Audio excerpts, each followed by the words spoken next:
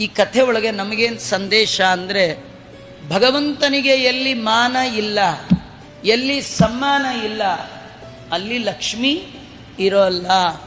ದೇವರ ಪೂಜೆ, ಪಾರಾಯಣ ಇತ್ಯಾದಿಗಳು ಎಲ್ಲಿ ನಡೆಯುತ್ತೆ ಅಲ್ಲಿ ಲಕ್ಷ್ಮಿ ಇರ್ತಾಳೆ. ಎಲ್ಲಿ ಯಾರ ಮನೆಯಲ್ಲಿ ದೇವರ ಪೂಜೆ ಇಲ್ಲ, ಏನಿಲ್ಲ, ಅಲ್ಲಿ ಲಕ್ಷ್ಮಿ ಇರೋಲ್ಲ. ಏನಾಚಾರೆ ನಮ್ಗೆ ಯಾಕೋ ನೀವು ಹೇಳೋದ್ರೊಳಗೆ ಡೌಟ್. ನಮ್ಮಲ್ಲಿ ಎಷ್ಟೋ ವರ್ಷದಿಂದ ಸಾಲಿಗ್ರಾಮ ಪೂಜೆ ಮಾಡಿಲ್ಲ, ಆದರೆ ನಮ್ಮ ಬ್ಯಾಂಕ್ ಬ್ಯಾಲೆನ್ಸ್ಗೆ ಏನು ಪ್ರಾಬ್ಲಮ್ ಇಲ್ಲ. ನೀವು ಹೇಳ್ತೀರಿ ಲಕ್ಷ್ಮಿ ಇರಲ್ಲ. ನಮ್ಮನೇಲಿ ಲಕ್ಷ್ಮಿ ಇದ್ದಾಳೆ. ಅರ್ಥ ಅದಲ್ಲ. ಲಕ್ಷ್ಮಿಗೆ ಎರಡು ಮುಖ, ಒಂದು ಸಂಪತ್ತು, ಇನ್ನೊಂದು ಜ್ಞಾನ. ಶ್ರುತಿ ತತಿಗಳಿಗೆ ಅಭಿಮಾನಿ ಲಕುಮಿ. ಭಗವಂತನ ಬಗ್ಗೆ ಅರಿವು, ಜ್ಞಾನ ಅದು ಇರೋಲ್ಲ. ಸಂಪತ್ತಿರುತ್ತೆ, ಸಾಧನೆಗೆ ಬರೋಲ್ಲ.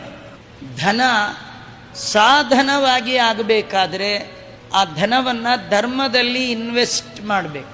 ಫಾರಿನ್ಗೆ ಹೋಗಬೇಕಾದ್ರೆ ಕರೆನ್ಸಿ ಎಕ್ಸ್ಚೇಂಜ್ ಮಾಡ್ಕೊಳ್ತಿರಲ್ಲ, ಹಾಗೆ ದೇವಲೋಕಕ್ಕೆ, ಭೂಲೋಕ ಬಿಟ್ಟು ವೈಕುಂಠಕ್ಕೆ ಹೋಗಬೇಕಾದ್ರೆ ಇಲ್ಲಿ ಧನವನ್ನು ಸಾಧನವನ್ನಾಗಿ ಕನ್ವರ್ಟ್ ಮಾಡ್ಕೊಳ್ಬೇಕು. ಸಾಧನ ಮಾಡಿಕೊಂಡು ಹಿಡ್ಕೊಂಡು ಹೋದರೆ ಎಲ್ಲಿ ಬೇಕಾದರೂ ಅದು ಚಲಾವಣೆಯಲ್ಲಿ ಬರುತ್ತೆ, ದೇವರ ಅನುಗ್ರಹ ಆಗುತ್ತೆ. Download ShareChat.